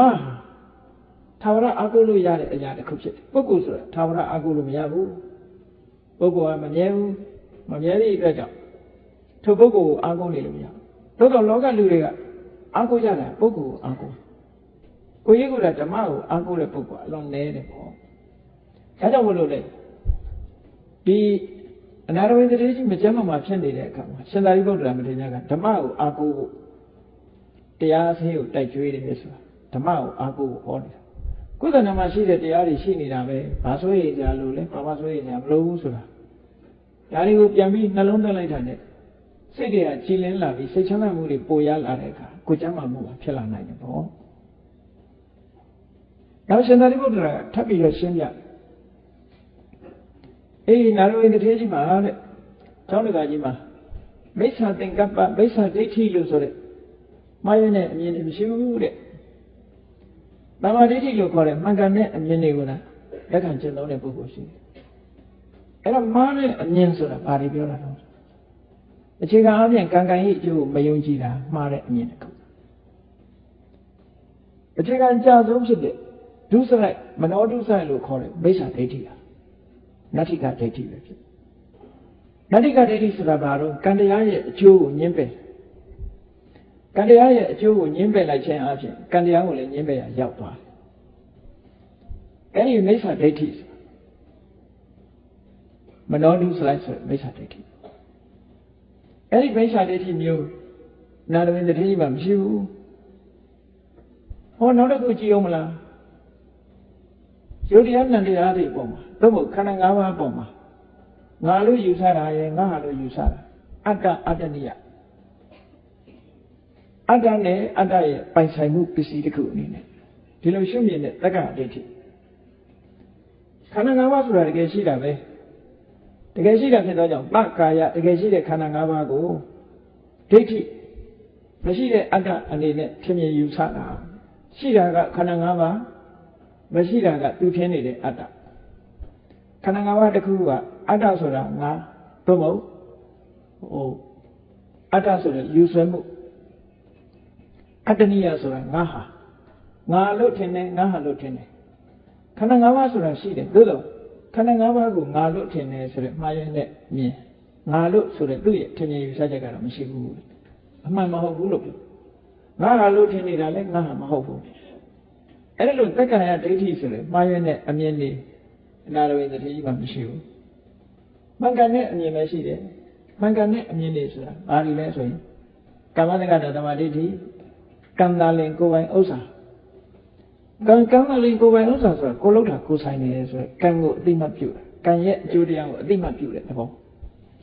အဲ့ဒီအမြင်ရှိုံနေမကဘူးဝိပဿနာသမာဓိဋ္ဌိဝိပဿနာဉာဏ်နဲ့ယုတ်တရားနဲ့တရားတွေကိုသိတော့ဘုနာမရူပပရိစ္ဆေဒဉာဏ်နာမရူပပရိစ္ဆေဒဉာဏ်ယုတ်နဲ့ဉာဏ်ကိုပိုင်းခြားသိတဲ့အတိအကျတက္ကရာဒိဋ္ဌိဆိုတာသူ့တဏ္ဍာမှာမရှိဘူးအဲ့ဒီနာမရူပပရိစ္ဆေဒဉာဏ်လို့ခေါ်တဲ့တမ္မာဒိဋ္ဌိဒီမကဘူးဝိပဿနာဉာဏ်7ပါးအစဉ်စဉ်သွားလို့သောတာပတိမဲ့သောတာပတိဖို့လို့ဆိုတဲ့တမ္မာဒိဋ္ဌိဉာဏ်နာရဝိတ္တိကြီးမှာရှိနေတာအဲ့တော့မိစ္ဆာဒိဋ္ဌိဖြစ်တဲ့ပုဂ္ဂိုလ်သားနဲ့ဒုမိစ္ဆာဒိဋ္ဌိကိုအကြောင်းပြုပြီးတော့ပင်ငရဲကြနိုင်တာနာရဝိတ္တိကြီးမှာမိစ္ဆာဒိဋ္ဌိဆိုတာမရှိဘူးတမ္မာဒိဋ္ဌိတကယ်ကိုအစစ်မြင့်တဲ့သောတာပတိမဲ့သောတာပတိဖို့လို့ခေါ်တဲ့ဒီတမ္မာဒိဋ္ဌိအသိဉာဏ်ထိအောင်ရှိထားတဲ့ပုဂ္ဂိုလ်တယောက်ဖို့ယောဂဝေဒနာတွေဘာမှမပြောက်ခင်းစရာမရှိဘူးဒီအည်သွေးတွေလည်းငါးတဏ္ဍာမှာရှိတယ်လို့စဉ်းကျင်စဉ်းစားမယ်ဆိုရင်ယောဂဝေဒနာတွေဟာပျောက်သွားနိုင်ပါတယ်ချက်ချင်းပျောက်သွားနိုင်ပါတယ်ဒါကုပုဂ္ဂိုလ်စဉ်းကျင်စဉ်းစားဖို့ရှင်သာရိပုတ္တရာနေလံပေးတာဘုန်းကြီးတို့တွေလည်းစဉ်းကျင်စဉ်းစားကြည့်ငါမှမိစ္ဆာအယူဝါဒတွေရှိနေသလားငါရဲ့တမ္မာဒိဋ္ဌိဟာဘယ်အတိုင်းတာဖြစ်ရှိသလဲကံကံရဲ့အကျိုးကိုယုံကြည်ခြင်းဆိုတဲ့ကာမတက္ကတာတမ္မာဒိဋ္ဌိကအနှိမ့်ဆုံးပဲအခြေခံတမ္မာဒိဋ္ဌိအဲ့ဒီတဲ့အစစ်မြင်တာကဝိပဿနာတမ္မာဒိဋ္ဌိဝိပဿနာတမ္မာဒိဋ္ဌိဆိုတာအဲ့ဒီမှာလည်းပဲထပ်ခွဲလို့ရှိရင်နာမရူပပရိစ္ဆေဒနဲ့တတ္တဝါဆိုတာမရှိဘူးနာနဲ့ယုတ်နှမျိုးသာရှိတယ်လို့ဒီလိုနာနဲ့ယုတ်ပိုင်းခြားသိပြီးတတ္တဝါဆိုတဲ့အယူအတွေးကိုကျော်လွှားနိုင်တဲ့အမြင်မျိုးရှိရအဲ့ဒါတမ္မာဒိဋ္ဌိအဲ့ဒီကနေတဆင့်တက်လိုက်လို့ရှိရင်ယုတ်နဲ့နာဆိုတာသူ့အတူဖြစ်တာမဟုတ်ဘူးဆရာဆရာအကြောင်းတရားတွေကြောင့်ဖြစ်တာလို့အကြောင်းတရားကတွဲဖက်ပြီးတော့သိလိုက်ရင်ပစ္စယပရိက္ခအညာဒါလည်းတမ္မာဒိဋ္ဌိပဲအဲ့ဒီကနေယုတ်တရားနံတရားတွေရဲ့ဖြစ်ပြီးရင်ပြောက်ွယ်သွားတဲ့အနိစ္စသဘောဖြစ်မှုပြမှုတွေကအများအားနှောက်ယှက်ပေးနေတဲ့ဒုက္ခသဘောထိုကဲ့သို့ဒုက္ခပေးနေတော့လဲမိမိဘာမှမတတ်နိုင်ဘူးကိုယ်ဆန္ဒအတိုင်းဘာမှမဖြစ်ဘူးဆိုတဲ့အနတ္တသဘောအဲ့ဒီအနတ္တသဘောနဲ့ယုတ်နံတရားသင်္ခါရခန္ဓာ၅ပါးကိုရှုမြင်သုံးသပ်လာနိုင်တာသမထနာညာဒါလည်းပဲတမ္မာဒိဋ္ဌိပဲအဲ့ဒီတဲ့အရှင်းမြင်သွားပြီဆိုတဲ့အခါမှာယုံနာတရားတွေရဲ့ဖြစ်မှုကိုဖြစ်ခိုက်လေးမှမြင်လိုက်တယ်ပြက်သွားရင်ပြက်တဲ့အခိုက်ကလေးမှမြင်တယ်ပစ္စုပန်ဆက်ဆက်ဖြစ်ခိုက်ပြက်ခိုက်ကိုမြင်လာပြီဆိုရင်ဒါဥရိယပြညာလို့ခေါ်တယ်အဲ့တော့မဖြစ်ခင်ကလည်းရှိနေတာမတွေ့ရဘူးဖြစ်ပြီးပြက်သွားပြီးတဲ့နောက်မှာလည်းတဏှာစုပုံနေတာဆိုတာမရှိဘူးအကြောင်းတိုက်ဆိုင်လို့ဖြစ်လာပြီးတဲ့နောက်မှာသူတတရားလျော်ဆိုပျက်စီးသွားတယ်ဆိုတာယုတ်ဓမ္မသင်္ခါရတို့ရဲ့အနိစ္စသဘောဟာပို့ပြီးတော့ရှင်းရှင်းကြီးမြင်လာဥရိယပြညာဒါလည်းတမ္မာဒိဋ္ဌိပဲပေါ့အဲ့ဒီကနေပြီးတော့ဖြစ်မှုဆိုတဲ့အရာကိုပဲသတိပဋ္ဌာန်းတော့လင်းလင်းမြန်မြန်ပြက်နေတဲ့သဘောတွေကြောင့်မလို့ပြက်မှုဘက်ကိုအာယုံဟာစိုက်လာပြီတပြက်တည်းပြက်နေတာတွေကိုမြင်လာတဲ့အခါကျတော့ဘင်္ဂညာဆိုတာဖြစ်ပေါ်လာအဲ့ဒါဟာအနိစ္စမှာအရှင်းမြင်ဆုံးဉာဏ်တစ်ခုပဲအနိစ္စလက္ခဏာကိုမြင်တာဘင်္ဂညာအရှင်းမြင်ဆုံးပဲအဲ့ဒါလည်းပဲတမ္မာဒိဋ္ဌိပဲဒီတမ္မာဒိဋ္ဌိကနေပြီးတော့ဒီယုံ nant တရားတွေရဲ့အနိစ္စဒုက္ခအနတ္တမြင်တာကတဖြည်းဖြည်းအမြင်တွေထူးခြားပြီးတော့လာတယ်ဘာတွေထူးခြားလာတော့ဆိုဒီလောက်တောင်ပြည့်နေတဲ့သင်္ခါရတရားတွေဟာကြောက်စရာကြီးပါလားလို့မြင်လာတယ်ကြောက်စရာကြီးလို့မြင်လာတော့တကယ်ကိုအပြစ်အနာစာတွေအပြစ်ကင်းတဲ့အရာမဟုတ်ဘူးအပြစ်နာစာတွေနဲ့ပြည့်နေတယ်မြင်လာတယ်ဒါတော့အပြစ်နာစာတွေများတဲ့သင်္ခါရတရားတွေကလွတ်ချင်တယ်တွေးမိလာတယ်လွတ်ဖို့ကြိုးစားလာလွတ်ဖို့ကြတော့လွတ်ရလွတ်ကြောင်းလမ်းစာကိုရှားတယ်ဆိုတဲ့ ဒါကြောင့်ဝိရှာယင်းကနေသင်္ခါရတရားတွေပေါ်မှာစိတ်တည်တည်ငြိမ်ငြိမ်ထားနိုင်ပြီးတော့အသိဉာဏ်ရင့်ကျက်မှုရလာတယ်။ဟောဒါတွေကဝိပဿနာသမ္မာဒိဋ္ဌိလို့ခေါ်တဲ့ဉာဏ်အမြင်တွေပဲ။အော်တကယ်ကြီးမှဒီဉာဏ်အမြင်တွေရှိုံနဲ့မကဘူး။ဒုက္ခသစ္စာဝိရိယသစ္စာနိရောဓသစ္စာမေဃသစ္စာလို့ခေါ်တဲ့သစ္စာလေးပါးကိုတပြိုင်နက်သိ။တပြိုင်နက်သိတယ်ဆိုတာနိဗ္ဗာန်ကိုပထမဆုံးမြင်တယ်သောတာပန်ဖြစ်တယ်ဆိုတာနိဗ္ဗာန်ကိုပထမဆုံးမြင်လိုက်တာဒါမှမဟုတ်နိဗ္ဗာန်ကိုပထမဆုံးမြင်လို့ဓတ္တနာသောတာပတိမေကိုဓတ္တနာလို့ခေါ်သောတာပတိမေကနိဗ္ဗာန်ကိုသာမြင်တာဝိပဿနာဉာဏ်ကဒုက္ခကိုပိုင်းခြားပြီးတော့ရှုမှတ်နေတယ်မေကသစ္စာကိုအရှင်းမြင့်ပြီးတော့ဝိပဿနာဉာဏ်တိုးတဲ့အားထုတ်တော့မေကသစ္စာလို့ဆိုတဲ့ဝိပဿနာကအစွမ်းအားတွေမြင့်လာတဲ့အခါကျတော့ဒုက္ခကိုပိုင်းခြားသိပြီးရင်လည်းမကဘူးဒုက္ခရဲ့အဆုံးချုပ်ငြိမ်းရာနိဗ္ဗာန်ကိုမြင်တယ်နိဗ္ဗာန်ကိုမြင်လိုက်တာနဲ့တပြိုင်နက်ဒုက္ခသမုဒယဆိုတဲ့ဆရာကိလေသာတွေကိုလည်းပယ်သွားနိုင်တယ်အဲ့ဒါလို့အရှင်းမြင့်တဲ့မေဃတမ္မာဒိဋ္ဌိဖလားတမ္မာဒိဋ္ဌိဆိုတာလည်းယာပြီးသားဖြစ်နေတယ်ဒါကြောင့်မို့လို့မိစ္ဆာဒိဋ္ဌိရှိတဲ့ပုဂ္ဂိုလ်ကသာလေဘဝအရေးမှာစိတ်မအေးရပြီမဲ့လို့တမ္မာဒိဋ္ဌိရှိထားရင်ဘဝအရေးစိတ်အေးရတယ်လို့စိတ်အေးစရာတွေကိုရှင်သာရိပုတ္တရာကနေထုတ်ပေါ်ပြသလိုက်တဲ့အခါနာရဝိတ္တိကြီးဟာစိတ်ထဲမှာငြိမ်းချမ်းမှုရရှိသွားအရင်ကတည်းကမသိဘူးလားဆိုတော့သိလို့ဒီလိုတရားဟောနေတဲ့အချိန်မှာတရားကိုအာရုံစိုက်မြတ်စွာဘုရားပဲကြည်လေမြတ်စွာဘုရားဘုဇင်ကုဏ္ဏမပွားလို့ဘုရားဖြစ်တာပဲသို့တော်နေမကောင်းတဲ့မသာရှိတဲ့အခါရှင်စုံနာကိုဒီဘုဇင်ကုဏ္ဏမရွတ်ခိုင်းတာရွတ်ခိုင်းနိုင်နဲ့ဒီဘုဇင်တရားတွေကိုယ်တဏ္ဍမှာထပ်မှန်ပြီးတော့တိုးပေါအောင်လုပ်တာပဲအဲ့တော့ဘုရားပဲဖြစ်ဖြစ်ယဟန္တာပဲဖြစ်ဖြစ်သမ္မာအနေထားနဲ့တခြားအနေထားမတူဘူးဆိုတာလေးကိုတော့သတိထားဆိုပါစို့သောတာပန်ပုဂ္ဂိုလ်ဟာအမြဲတမ်းသောတာပတိမဲ့သောတာပတိဖို့စိတ်ကြီးနဲ့နေနေတာမဟုတ်ဘူးသမ္မာနေလို့ရှိရင်သမ္မာစိတ်တွေနဲ့ပဲမျက်စိကလည်းမြင်စရာရှိတာမြင်မယ်နားလည်းကြားစရာရှိတာတွေကြားနေမှာကောင်းတာလည်းကြားမှာဆိုးတာလည်းကြားမှာကိုကြိုက်တာလည်းမြင်မှာပဲမကြိုက်တာလည်းမြင်မှာပဲထိုမြင်မှုတွေပေါ်မှာထိုက်တဲ့လျောက်စိတ်လှုပ်ရှားမှုတွေကသောတာပန်ပုဂ္ဂိုလ်ဆိုတာဖြစ်နေဦးမှာအဲ့ဒါတွေပြောင်းငြိမ်းမှုအတွက်ကြတော့ဝိပဿနာကျင့်စဉ်တစ်ခုကျင့်ပြီးတော့ဖို့စိတ်ပေါ်လာတဲ့အခါမှာနိဗ္ဗာန်ကိုအာရုံပြုပြီးနေပြီဆိုရင်အဲ့ဒီကျရင်တော့လုံးဝငြိမ်းချမ်းတယ်ဟောအမြဲတမ်းဖို့စိတ်နဲ့နိဗ္ဗာန်ကိုအာရုံပြုနေတာမဟုတ်ဘူးမြတ်စွာဘုရားကလည်းထို့တူပဲအမြဲတမ်းရတ္တဖို့စိတ်ကြီးနဲ့နိဗ္ဗာန်ကိုအာရုံပြုနေတာမဟုတ်ဘူးလူသားပြည်လူမှုကိစ္စတွေတန်ဃာတွေရဲ့ကိစ္စတွေတရားဟောစရာကိစ္စတွေပုဂ္ဂိုလ်လူမျိုးစုံနဲ့ကြုံရဘုရားဆိုဘယ်တော့ကြုံလဲဆိုရင်လာပြီးတော့လက်ညှိုးထိုးဆဲတဲ့လူတွေလည်းကြုံလာပဲအမျိုးစုံပဲမြတ်စွာဘုရားမို့ဘာမှမကြုံရဘူးလို့ထင်ကောင်းထင်လေလောကရန်ကြီးအမျိုးစုံကြုံရဆုံးစားရတဲ့ရက်ရှိတယ်အဲ့တော့လောကကြီးရဲ့ဒီလှုပ်ရှားမှုတွေနဲ့တွေ့ကြုံနေရတဲ့အခါမှာစိတ်ကငြိမ့်ငြိမ်သွားတာမရှိတော့လည်းပဲနိဗ္ဗာန်ကိုအာရုံပြုနေရတဲ့တော့ဘယ်ချမ်းသာမလဲဒါကြောင့်မို့လို့မြတ်စွာဘုရားကလည်းဝိပဿနာကျင့်စဉ်ကိုအာယုံပြုတ်ပြီးတော့အရဟတဖို့ရောက်ထိတဲ့အခါနိဗ္ဗာန်နဲ့ထိတွေ့ပြီးတော့အဲ့ဒီအချိန်ကျမှစိတ်ငြိမ်းချမ်းတာဟုတ်ဒါကြောင့်မို့မကြသမဘာဝင်စားတယ်ဆိုတာအဲ့ဒါပြောတာဇံဝင်စားတာတို့သမဘာဝင်စားတာတို့အဲ့ဒီအချိန်လေးမှာတကယ်ကိုဒေတာဓမ္မဒုက္ခဝိဟာရဝိမု ക്തി ဒုက္ခလို့လွတ်မြောက်ခြင်းရဲ့ချမ်းသာမှုဟာဝင်စားနေမှာညာအခုလည်းနာရောင်တတိကြီးသူတည်ပြီးသားဖြစ်တော်လည်းတရားဟောနေတဲ့အချိန်လေးမှာသူစိတ်တွေကရှင်လန်းတက်ကြွလာဒါကိုစိတ်ချမ်းသာတော့သူကိုယ်ချမ်းသာမှုတွေပိုရလာတယ်လို့ပြောတယ်အဲထို့တူပဲရှင်သာရိပုတ္တရာကတစ်ခုချင်းရှင်းသွားတာမိစ္ဆာသင်္ကပ္ပဆိုတာတတိကြီးမှမရှိဘူးတဲ့မိစ္ဆာသင်္ကပ္ပဆိုတာမမရင်တွေးတဲ့အတွေးတွေဘာတွေလဲဆိုကာမဂုဏ်အာယုန်နဲ့ပတ်သက်တဲ့လောဘနဲ့တွေးတဲ့အတွေးဇာဝရဝိတကသုံးဖို့ဇာဝရသင်္ကပ္ပလို့ဆိုဒေါသနဲ့တွေးတဲ့အတွေးဝိညာဉ်သင်္ကပ္ပဆိုသူများမျက်ဆက်လို့တဲ့အတွေးတွေနဲ့တွေးတဲ့အတွေးတခြားအကုသိုလ်ပွားစေတတ်တဲ့အတွေးတွေဒါလိုရင်တတိယမှမရှိဘူးအဲ့ဒီအတွေးတွေကဒုက္ခပေးလို့ရှိရင်နောက်ဆုံးအပင်ငယ်ထီအောင်ရောက်နိုင်တယ်နာရဝိတ္တိရှိမှတော့မိစ္ဆာသင်္ကပ္ပဆိုတဲ့မှားရွက်တဲ့အတွေးတွေမရှိဘဲနဲ့တမ္မာသင်္ကပ္ပဆိုတဲ့မှန်ကန်တဲ့အတွေးပဲရှိတယ်မှန်ကန်တဲ့အတွေးတွေဆိုတာဘာလဲလို့ဆိုရင်နိက္ခမသင်္ကပ္ပနိက္ခမသင်္ကပ္ပဆိုတာဝိပဿနာကျင့်စဉ်ကျင့်ပြီးတော့နိဗ္ဗာန်အာယုန်နဲ့နေတာတော့မဟုတ် ယုံနာဓမ္မသင်္ခါရတို့ရဲ့မမြဲတဲ့သဘောဆင်ញင်စဉ်းစားနေတာတော့မို့တမာတိကျင့်စဉ်တစ်ခုကိုကျင့်ပြီးတော့တမာတိအာယုံနဲ့နေတာဟောနိခါမသင်္ကပ္ပကာမဂုဏ်အာယုံအတွေးဆိုရင်လောဘနဲ့မတွေးဘူးလောဘလွတ်ကင်းတဲ့နေရာမှာတွေးတယ်အပြာပါဒဝိပက္ခသို့မဟုတ်အပြာပါဒသင်္ကပ္ပဒေါသကင်းပြီးတော့မေတ္တာသက်ဝင်တဲ့အတွေးနဲ့တွေးတယ်အဝိဟိတသင်္ကပ္ပညှင်းဆဲလို့တဲ့အတွေးနဲ့မတွေးဘူးကရုဏာနဲ့တွေးတဲ့အတွေးတွေပဲတွေးတယ်ဆိုတကယ်ကိုမှန်ကန်တဲ့အတွေးတွေတွေးအဲ့တော့မှန်ကန်တဲ့အတွေးရှိနေတဲ့ပုဂ္ဂိုလ်တရားစိတ်ရဲ့ကြည်လင်မှုအာကိုတစ်ခုရှိသည့်အတွက်ကြောင့်ယောဂဝိရဏဆိုတာချက်ချင်းပြောက်ပြနိုင်တယ်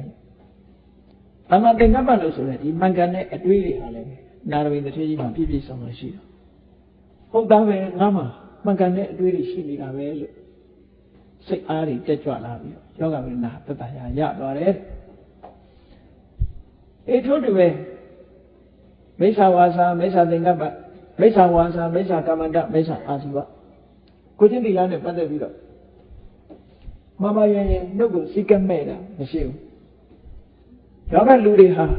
ကိုချင်းသီလဆိုတာကိုယ့်ကိုစိတ်ကမ်းထားတာဘာကိုစိတ်ကမ်းထားတာအပြောဆိုနဲ့ပတ်သက်ပြီးစိတ်ကမ်းထားတယ်အပြုမှုနဲ့ပတ်သက်ပြီးတော့စိတ်ကမ်းထားတယ်အသက်မွေးမှုနဲ့ပတ်သက်ပြီးတော့စိတ်ကမ်းထားတယ်အဲ့ဒီစိတ်ကမ်းတွေဖောက်ပြသွားတာဒါသီလပြတ်တာခေါ်တယ်အဲ့ဒီနှုတ်စိတ်ကမ်းမဲ့တာမိစ္ဆာဝါစာမမယရင်နေလုပ်တယ်နှုတ်အပြောနဲ့ပတ်သက်ပြီးမဆောင်သေးဘူးမိစ္ဆာကမ္မန္တကိုယ်ဒီလျောက်လုံးမှုနဲ့ပတ်သက်ပြီးတော့မဆောင်စည်းဘူးအကုသိုလ်ဖြစ်တယ်မိစ္ဆာအာဇီဝအသက်မွေးမှုနဲ့ပတ်သက်ပြီးတော့မှန်ကန်တဲ့နည်းနဲ့အသက်မမွေးဘူးမှားရွံ့တယ်အဲ့ဒီလိုပုဂ္ဂိုလ်မျိုးတွေဟာကိုချင်းသီလမပြေဝတဲ့ပုဂ္ဂိုလ်တွေဖြစ်လို့ထိုကိုချင်းသီလမပြေဝမှုကိုအကြောင်းပြုပြီးတော့အပင်ငယ်ရဲမှာဒုက္ခရောက်တတ်တယ်ပေါ့အပေပုံကြားရောက်ပြီးဒုက္ခရောက်တတ်ဟောနာရဝိတ္ထေကြီးမှာတော့အဲ့လိုမျိုးလုံးဝမရှိဘူးတမဝါစာတမကမ္မန္တတမအာဇီဝမှန်ကန်တဲ့အပြောတွေမှန်ကန်တဲ့လုပ်ရတွေအသက်မွေးမှုမှန်ကန်တာတွေနဲ့ကိုချင်းသီလဟာပြည့်ပြည့်ဝါရှိတယ်လို့ဒီလိုကိုယ့်ရဲ့ကိုချင်းတရားကိုဆင်ញင်သုံးသပ်လိုက်တဲ့အခါမှာခြေသက်စရာတွေပီတိတွေဖြစ်တာပေါ့အေထုတူပဲမိစ္ဆာဝါယာမဆိုတာမမယရင်ကျိုးပအထုမမယရင်ကျိုးပအထုတဲ့ဆိုတာအကုသိုလ်လုပ်ငန်းတွေနဲ့ပတ်သက်ပြီးတော့ကျိုးပအထုလောကကျိုးပအထုမှုတွေမျိုးမျိုးရှိတဲ့တင်တယ်မှားရနဲ့အကုသိုလ်ကိုဖြစ်စေတတ်တဲ့ကျိုးပအထုမှုဟာအန္တရာယ်တွေဖြစ်စေတတ်တယ်ပေါ့အပင်ငယ်ကိုကြားအောင်စေတယ်ဩနာရဝိတ္ထေကြီးမှာမှားရနဲ့ကျိုးပမှုဆိုတာမရှိဘူးမှန်ကန်တဲ့ကျိုးပမှုရှိတယ်မှန်ကန်တဲ့ကျိုးပမှုဆိုတာအကုသိုလ်တွေမဖြစ်ရအောင်စုပ်ပိတ်ဖို့ကြိုးစားတယ်မစုပ်ပိတ်နိုင်လို့အကုသိုလ်ဖြစ်လာပြီဆိုရင်ဖယ်ရှားပြဖို့ကြိုးစားတယ်မဖြစ်သေးတဲ့ကုသိုလ်တွေဖြစ်လာအောင်ကြိုးစားတယ်ဖြစ်ပြီးသားကုသိုလ်တွေတိုးပွားလာအောင်ကြိုးစားတယ်ဆိုရင်ဒီမှန်ကန်တဲ့ကြိုးစားမှုတွေသမပဋ္ဌာန်တရား၄ပါးကြာကြာနာနာပွားထားတဲ့ပုဂ္ဂိုလ်ဖြစ်သည့်အတွက်ကြောင့်ဘာမှအားငယ်စရာမရှိဘူးကိုယ့်ရဲ့သမဝါယာမဆိုတဲ့ဒီကျင့်စဉ်ကြီးဟာကိုယ့်မှာခိုင်ခိုင်မာမာရှိနေတယ်လို့ငါမှဟုတ်သားပဲအကုသိုလ်ဆိုတာမဖြစ်ရအောင်ငါအမြဲထိုင်တယ်ဖြစ်လာရင်လည်းတွန်းလှန်ဖယ်ရှားဖြစ်တယ်ကုသိုလ်တွေဖြစ်အောင်အမြဲကြိုးစားတယ်ဖြစ်လာလို့ရှိရင်လည်းတိုးပွားအောင်ကြိုးစားတယ်ဆိုတာပြန်ပြီးဆင်ញင်သုံးသပ်လိုက်တဲ့အခါဝန္တာကြည်ညိုဝယ်တွေဖြစ်ပေါ်လာခဲ့တယ်ပေါ့အဲ့ဒါလိုပဲတမ္မာတတိဆိုတယ်တတိလက်လွတ်နေပြီဆိုလို့ရှိရင်တော့သဘာဝတရားတွေနဲ့ကိုယ်နဲ့ဝေးကွာပြီးတော့နေတယ်တတိဆိုတာမြတ်စွာဘုရားဟောကြားထားတဲ့ကာယဝေဒနာစိတ်ဓာတ်ဓမ္မလို့ဆိုတယ်ဒီအာယုံ၄ပါးပေါ်မှာအမြဲတမ်းစိတ်ဟာအမှတ်ရနေတဲ့သဘောဒီအာယုံ၄မျိုးတည်းကတစ်ခုခုနဲ့မကဲမကွာရှိနေတဲ့သဘောအဲ့ဒီတတိဆိုတာရှိပါပညာဆိုတာလည်းဖြစ်တာဟုတ်ဒါကြောင့်မို့တတိမေ့နေတဲ့ပုဂ္ဂိုလ်တွေမိစ္ဆာတတိဆိုတာတကယ်တော့အကုသိုလ်စိတ်တွေဖြစ်နေတာကိုမိစ္ဆာတတိလို့ခေါ်တာပဲတကယ်တော့တတိလို့ရှိတာမဟုတ်ဘူးပေါ့အကုသိုလ်တတိလို့တော့မရှိဘူးအကုသိုလ်စိတ်တွေဖြစ်နေတာမကောင်းတာလုပ်ဖို့အမှတ်ရနေတာတွေကိုမိစ္ဆာတတိအကုသိုလ်စိတ်ဖြစ်တာကိုပြောမိစ္ဆာတတိသူ့မှာမရှိဘူးတမ္မာတတိလို့ဆိုရယ်ကာယဝေဒနာစိတ်ဓာတ်ဓမ္မဆိုတဲ့သဘာဝတရားတွေပေါ်မှာစိတ်ဟာအမြဲမပြတ်ရှိနေတယ်ဆိုဒီတတိတရားရှိနေတဲ့ပုဂ္ဂိုလ်တရားကိုယ်မှာအာကိုတစ်ခုရှိနေတယ်လို့စိတ်ထဲမှာအားတက်စရာကြီးဖြစ်ပေါ်လာတယ်ထို့တူပဲမိစ္ဆာသမာဓိမကောင်းတဲ့အကုသိုလ်စိတ်တွေအာယုန်တွေပေါ်မှာစိတ်ကတည်ငြိမ်နေတယ်ဒါမိစ္ဆာသမာဓိလို့ပြောရမှာအပျော်ပါးပေါ်မှာစိတ်ကငြိမ်နေတာလို့ မကောင်းမှုအဟုလို့လုပ်တဲ့အခါစိတ်တည်ငြိမ်နေတာတော့အဲ့ဒီလိုမကောင်းတဲ့လုပ်တဲ့ပုံမှာလည်းစိတ်တည်ငြိမ်မှုရနေတာအဲ့ဒါမိစ္ဆာသမာဓိမကောင်းတဲ့အကျိုးတွေကိုထုတ်လုပ်ပေးနိုင်တာဖြစ်သောကြောင့်မိစ္ဆာသမာဓိရဲ့လွှမ်းမိုးထားတဲ့ပုဂ္ဂိုလ်ရဲ့စိတ်ဟာကုသိုလ်ဆိုတာမဖြစ်နိုင်ဘူးပေါ့သမ္မာသမာဓိလို့ခေါ်တယ်ဇန်ရဲ့အာယုန်တွေပေါ်မှာဖြစ်စေဝိပဿနာရဲ့အာယုန်ပေါ်မှာပဲဖြစ်စေသမာဓိတွေရရှိလာပြီစိတ်ကလေးငြိမ်လာပြီသဘာဝတရားတွေအလုံးစုစည်းထားနိုင်လာပြီဆိုရင်ဒီသမာဓိတရားဟာစိတ်ရဲ့ငြိမ်ချမ်းမှုကိုပေးပြီးတော့စိတ်ရဲ့လှုပ်ရှားမှုမငြိမ်သက်မအေးချမ်းတဲ့ဥဒိစ္စစတဲ့ကိလေသာတွေကိုဖယ်ရှားထားနိုင်လို့အမှန်တမ်းအစွမ်းတတ္တိဖြစ်တဲ့သဘာဝတရားတစ်မျိုးဖြစ်တယ်ပေါ့အဲ့ဒါလည်းငါးတဏ္ဍာမှာရှိတယ်တွေးတောကြည့်လိုက်တာနဲ့စိတ်ထဲမှာကြည်နူးစရာတွေဖြစ်လာတယ်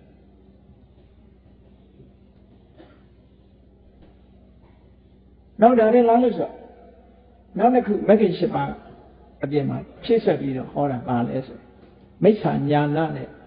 တမ္မာညာဏမကောင်းတဲ့ဘက်ကမိစ္ဆာညာဏဉာဏ်ဆိုတာမကောင်းတဲ့ဉာဏ်လို့တော့မရှိဘူးပေါ့လူအနေနဲ့ပြောတာဉာဏ်ဆိုတာအကောင်းပဲသို့တော့မိစ္ဆာညာဏဆိုတာဘာလဲလို့ဆိုမကောင်းမှုပြုဖို့ရအတွက်တွေးတောထားတဲ့နိလန်းနေပေါ့စိတ်ကူးကောင်းတယ်တချို့ကဥပမာလူသားလက်နဲ့တီးထွန်းတာတော့စိတ်ကူးကောင်းကောင်းနဲ့တီးထွန်းတယ်လေအဲ့ဒါတွေကိုမိစ္ဆာညာလို့ခေါ်တယ်သူများကိုတတ်ဖို့ဖြတ်ဖို့လူတွေကဒုက္ခရောက်ဖို့ဆိုတာတွေနဲ့ပတ်သက်ပြီးတော့စိတ်ကူးကောင်းကောင်းနဲ့ဒုက္ခပေးနိုင်အောင်တီထွင်ဖန်တီးမှုတွေကိုပြုနိုင်တဲ့အရာမျိုးကိုမိစ္ဆာညာနာလို့ခေါ်တာပဲဒုက္ခပေးဖို့ဤစနစ်တွေကိုတီထွင်ပြီးတော့လုပ်တာအဲ့ဒီမိစ္ဆာညာနာဆိုတာအများဒုက္ခရောက်မဲ့ဟာမျိုးအကုသိုလ်နဲ့ပတ်သက်တဲ့ဒီနိပရိနိလမျိုးတွေနာရဝိတ္တကြီးမှာမရှိဘူးတမ္မာညာနာလို့ခေါ်တယ်မမှန်ကန်ကန်သိတဲ့အသိဉာဏ်တွေအများကိုအကျိုးဖြစ်ထွန်းစေတဲ့အသိဉာဏ်မျိုးတွေအဲ့ဒီအသိဉာဏ်မျိုးတွေသာရှိတဲ့အတွက်ကြောင့်ငါမှမှားရတဲ့မိစ္ဆာညာနာဆိုတာမျိုးပြည့်ရှိတဲ့ဟာမျိုးငါမှမရှိဘူးတမ္မာညာနာဆိုတဲ့ဒီမှန်ကန်တဲ့အသိဉာဏ်တန်ဖိုးရှိတဲ့အသိဉာဏ်တွေငါမှရှိနေတယ်လို့ဆိုစိတ်ထဲမှာကြည်နူးဝမ်းသာမှုဖြစ်တယ်။နောက်ဆုံးတစ်ခုကျတော့မိစ္ဆာဝိမု ക്തി နဲ့တမ္မာဝိမု ക്തി မိစ္ဆာဝိမု ക്തി ဆိုတာမလွတ်ဖဲနဲ့မမရရင်လွတ်တယ်လို့ထင်တယ်။ဆိုတော့ကိလေသာမှလွတ်တာမဟုတ်ဘဲနဲ့ကိလေသာမှလွတ်တယ်လို့ထင်တယ်။ပိဿာတပဆိုတဲ့အကျင့်နေ့မွန်းနေ့အချိန်မှာကောင်းကင်ကနေကလည်းပဲအမတန်ပူတဲ့အချိန်အရာလေးနဲ့နာကမိဖို့ကြီးလေးဖို့ဖိုးပြီးတော့အလဲကောင်းမှထိုင်ပိဿာတပအကျင့်ဆိုတာကျင့်ပူလုံးအကြီးတော့ချွေးပြက်ပြက်ချပြီးတတိမိတ်မောသွားမိတ်မောပြီးတော့ချွေးတွေလွန်ပြီးတော့မိတ်မျောသွားတာကိုပဲဒါကကိလေသာကနေလွတ်မြောက်သွားတယ်လို့ဒီလိုယူဆတယ်အဲ့ဒါမျိုးကြတော့မိစ္ဆာဝိမု ക്തി လို့ခေါ်တာတကယ်လွတ်တာမဟုတ်ဘဲနဲ့လွတ်တယ်လို့ယူဆတယ်ဆိုပါစို့နိခန္ဓယဟန်နေဒီကနေ့ခေတ်ဂျိန်းလို့ခေါ်တာပေါ့နိခန္ဓနာရဗုဒ္ဓဥဆောင်ပြီးတော့ဟောကြားတဲ့နိခန္ဓဝါဒမှာသူတို့ရဲ့ပန်းတိုင်ကဘာလဲလို့ဆိုရင်အတ္တညတဘုံပဲအနန္တမာနတလို့ခေါ်တယ်အတ္တညတဘုံစိတ်တွေအလုံးချုပ်သွားပြီးတော့ယုတ်ကြည်ကြံတဲ့အဆင့်ဟာဒါတကယ်လွတ်မြောက်မှုပဲလို့သူတို့ကမောက္ခလို့ခေါ်တော့ဘုံနိဋ္ဌာသူတို့ရဲ့အဆုံးသတ်ပန်းတိုင်အဲ့ဒီရောက်ရင်သူတို့ဒါနိဗ္ဗာန်ရတာပဲလို့ဒီလိုယူဆတယ်အဲ့ဒါလည်းပဲတကယ်လွတ်မြောက်တာမဟုတ်ဘဲနဲ့လွတ်မြောက်တယ်လို့ယူဆတဲ့အတွက်ကြောင့်မိစ္ဆာဝိမု ക്തി လို့ခေါ်တယ်အပြည့်အစုံတကယ်လွတ်မြောက်ခြင်းဆိုတာမဖြစ်ဘူးဟောမြတ်စွာဘုရားရဲ့ဒီမဂ္ဂင်၈ပါးအကျင့်တရားကိုကျင့်တဲ့အခါကျတော့ကိလေသာတွေကလုံးဝလွတ်တယ်တဏှာကလွတ်တယ်အဝိဇ္ဇာလွတ်တယ်အဝိဇ္ဇာချုပ်တယ်အဝိဇ္ဇာချုပ်တော့ဘာချုပ်လဲကံဆိုတဲ့သင်္ခါရတွေချုပ်တယ်ကံဆိုတဲ့သင်္ခါရတွေချုပ်တော့ဘဝတစ်ခုအစားပြုတဲ့ဝိညာဏဆိုတာမလာဘူးဝိညာဏမလာရင်နာနေယုတ်တွေမလာတော့ဘူးချုပ်တယ်နာယုတ်တွေချုပ်သွားလို့ရှိရင်ထိုနာယုတ်တွေကိုမှီပြီးတော့ဖြစ်နေတဲ့ sense organ လို့ခေါ်တဲ့အင်္ဂါရပ်တွေလည်းချုပ်သွားတယ်အဲ့ဒီအင်္ဂါရပ်တွေချုပ်သွားပြီဆိုရင်ပြင်ပအာယုန်တွေနဲ့ဆက်သွယ်မှုဆိုတာမလာဘူးဖတ်တာချုပ်တယ်ဖတ်တာချုပ်သွားလို့ရှိရင်အာယုန်ခံစားမှုဆိုတဲ့ဝေဒနာမလာဘူးအာယုန်ခံစားမှုဝေဒနာချုပ်သွားရင်တဏှာဆိုတဲ့လိုချင်တာမလာဘူးတဏှာဆိုတဲ့လိုချင်တာမလာဘူးဆိုရင်ဥပါဒံဆိုတဲ့စိတ်ဆွဲတတ်မှုဆိုတာမလာဘူးစိတ်ဆွဲလမ်းမှုမှာမရှိရင်ဘဝတစ်ခုတည်ဆောက်မှုဆိုတာမလာဘူးဘဝတစ်ခုတည်ဆောက်မှုမှာမလာဘူးဆိုလို့ရှိရင်ဇာတိလို့ဆိုတဲ့မွေးဖွားခြင်းမလာဘူးဇာတိဆိုတဲ့မွေးဖွားခြင်းမှာဖြစ်မလာဘူးဆိုရင်အိုတယ်တည်တယ်ဆိုတာပဲရှိမလဲပေါ့အဲ့ဒါလို့လွတ်မြောက်တာကမှတကယ်လွတ်မြောက်မှုလို့ခေါ်တယ်မမြဲတဲ့သင်္ခါရတရားတွေအလုံးလွတ်မြောက်ဖို့ဆိုတာကံနဲ့ကိလေသာတွေအလုံးချုပ်ငြိမ်းမှသာဖြစ်နိုင်တယ် ကံကိလေသာတွေချုပ်ငြိမ်းခြင်းဖြစ်တကယ်ကိုတဏှာသင်္ခယဝိမု क्त လိုချင်မှုလုံးဝကုံဆုံးသွားတဲ့နိဗ္ဗာန်မှာလွတ်မြောက်မှုကမှတကယ်လွတ်မြောက်မှုဆိုတာအဲ့ဒါကြတော့တမ္မာဝိမု क्त အခုနာရဝိသတိချင်းနေနဲ့မျက်မှောက်ပြုနေတာသောတာပတိမဲ့သောတာပတိဖိုးဆိုတာနဲ့မျက်မှောက်ပြုတာတကယ်တမ္မာဝိမု क्त တကယ်လွတ်မြောက်တဲ့အဆင့်တစ်ခုကိုသူမြင်နေရတဲ့သဘောနိဗ္ဗာန်ကိုအာရုံပြုနိုင်တဲ့သဘောဟောသောတာပန်ပုဂ္ဂိုလ်ရဲ့အင်္ဂါ၄ချက်အပြင်မဂ္ဂင်၈ပါးမှာနောက်ထပ်တိုးပြီးတော့တမ္မာညာဏတမ္မာဝိမု क्ति ဆိုတာတွေထပ်ပို့ပြီး10မျိုးနဲ့အားလုံး14မျိုးနဲ့ရှင်သာရိပုတ္တရာမထေရမြတ်ကအနာရဝိသထေကြီးကိုအားပေးစကားပြောလိုက်တာအနာရဝိသထေကြီးဟာတရားနာရင်အေးဒီတရားတွေသူ့မှာရှိနေတာဟုတ်လိုက်တာဘာမှစိုးရိမ်စရာမရှိဘူးလို့ဆိုရင်စိတ်ရဲ့ညဉ့်ညူးမှုလှုပ်ရှားမှုဆိုတာတွေဘာမှမရှိတော့ဘဲနဲ့တရားအရင်မှာပဲစိတ်ဟာကြည်လင်လို့ဝမ်းမြောက်ဝမ်းသာဖြစ်ပြီးဆေးမတော့ပဲချက်ချင်းကြီးနေကောင်းသွားတယ်ယောဂဝေဒနာတွေပျောက်သွားတယ်အဲ့ဒါလို့ပျောက်တာဟာလဲနော်တမန်တရားနာတဲ့အနေထားမဟုတ်ဘူးဆိုတာကိုတတိထားဖို့လိုရတယ်နော်မိမိတဏ္ဍာမှာတကယ်ရှိတာတွေကိုသိရတဲ့အခါမှာစိတ်ထဲမှာကြည်နူးပြီးတော့ပီတိတွေဖြစ်လာလို့ပျောက်သွားတယ်အဲ့တော့နာရဝိတ္တိကြီးကချက်ချင်းအိယာရတွေထထိုင်ပြီးတော့ချမ်းချမ်းမှဖြစ်သွားပြီရှင်သာရိပုတ္တရာနဲ့ရှင်အနန္ဒာတို့ကိုသူ့အတွက်ချက်ပြုတ်ထားတဲ့အိမ်မှာချက်ပြုတ်ထားတဲ့ဆွမ်းတွေကိုစက္ကပ်လှူဒန်းဝမ်းမြောက်ဝမ်းသာဖြစ်တော့ရှင်သာရိပုတ္တရာမထေရမြတ်ကလည်းအနုမောဒနာတရားလေးတစ်ခုဟောလိုက်သေးတယ်အဲ့ဒါဟောတာတခြားမဟုတ်ဘူးယတ္တတတ္တတထာဂတိအဆလသုတ်ဒိဋ္ဌိတာဆိုတဲ့ဒီသောတာပန်ရဲ့အင်္ဂါယတ္တိကိုပဲထပ်ဟောတာအကျင့်ပုဂ္ဂိုလ်မှာဘုရားတရားတန်ခါပေါ်မှာရင်းရင်လှုပ်ရှားခြင်းမရှိတဲ့တရားတရားရှိတယ်ကိုကျင့်သီလရှိတယ်သင်္ခါရတရားယုံတဲ့ဓမ္မတွေကိုအမှန်မြင်တယ်နိဗ္ဗာန်ကိုလည်းမှန်မှန်ကန်ကန်မြင်တယ်ဆိုတဲ့ပုဂ္ဂိုလ်တရားဘယ်တော့မှဆင်းရဲတဲ့ပုဂ္ဂိုလ်ဆင်းရဲမှာမရောက်ဘူးတဲ့ဒါကြောင့်မို့လို့အခုတရားတွေဘုရားတရားတန်ခါရဏသုံးပါးပေါ်မှာယုံကြည်ခြင်းဆိုတဲ့တထာတရားစိတ်ကြည်နူးမှုဆိုတဲ့တရားတရားတို့ကိုကျင့်သီလတို့ဒါတွေပြည့်ပြည့်စုံစုံရှိအောင်ကြိုးစားအထောက်ပါလေဆိုတဲ့တိုက်တွန်းချက်နဲ့ရှင်သာရိပုတ္တရာမထေရမြတ်ကအနုမောဒနာတရားဟောကြားတယ်အနာရဝိသထေကြီးကယောဂပြောက်သွားတယ်ဒီခေါက်မှာလုံးဝအနာရဝိသထေကြီးကကျမ်းမာသွားဘာဖြစ်လို့ကျမ်းမာတော့ဆိုတော့သူတဏ္ဍာမှာရှိတဲ့တရားတွေအနှစ်သာရတွေကိုရှင်သာရိပုတ္တရာတစ်ခုချင်းထောက်ပြတော့စိတ်ချမ်းသာမှုရစိတ်ချမ်းသာလို့ကိုကျမ်းမာသွားတာတဲ့ဒါကြောင့်မို့လို့ဘုန်းကြီးတို့တွေလည်းစိတ်ချမ်းသာမှုရအောင်တရားနဲ့စိတ်ချမ်းသာမှုရအောင်ကြိုးစားတခြားနည်းတွေနဲ့စိတ်ချမ်းသာမှုရအောင်ကြိုးစားတယ်တရားနဲ့စိတ်ချမ်းသာမှုရအောင်ကြိုးစားအဲ့ဒါလိုကြိုးစားအထောက်ချင်းဖြင့်ယောဂဝေဒနာတွေတက်တာလို့ကိုကျမ်းမာတဲ့အခါမှာကိုကျိုးအတွက်ဖြစ်စေအများကျိုးအတွက်ဖြစ်စေသာသနာဘာသာအကျိုးအတွက်ဖြစ်စေလူ့ဘဝရလာတဲ့အခါမှာအများရဲ့အကျိုးစီးပွားကိုဆောင်ရွက်ခြင်းဖြင့်ကောင်းမြတ်တဲ့အကျိုးစီးပွားကိုဆောင်ရွက်လို့မိမိကလူ့ဘဝရရှိလာခြင်းရဲ့တန်ဖိုးဟာပြည့်ပြည့်ဝဝရှိပြီးဘဝမှာတန်ဖိုးရှိပြီးလူဖြစ်ရတဲ့အဓိပ္ပာယ်အနှစ်သာရကိုလည်းပဲရရှိတယ်အဓိပ္ပာယ်ပြည့်ပြည့်လူ့ဘဝရရှိတတ်မှာဖြစ်တယ်အဓိပ္ပာယ်ပြည့်ပြည့်နဲ့ဘုရားသာသနာတော်နဲ့ကြုံတွေ့ရတဲ့အဓိပ္ပာယ်ပြည့်ပြည့်နဲ့ဘုရားတရားတော်တွေကိုသိရှိနားလည်ရတယ်ဆိုတဲ့ဒီတန်ဖိုးတွေကိုရရှိကြမှာဖြစ်လို့ကိုယ်စီမိမိတို့စိတ်ချမ်းသာမှုတရားဓမ္မနဲ့စိတ်ချမ်းသာမှုကိုရအောင်ရှားပြီးတော့ကိုယ်ကျမ်းမာမှုကိုရရှိလာတဲ့အခါမှာဘာသာသာသနာအကျိုးမိမိအကျိုးသူတစ်ပါးအကျိုးပွားတို့အောင်ကြိုးစားခြင်းဖြင့်မိမိဘဝတန်ဖိုးရှိအောင်ဆောင်ရွက်နိုင်ကြပါစေကုန်သတည်း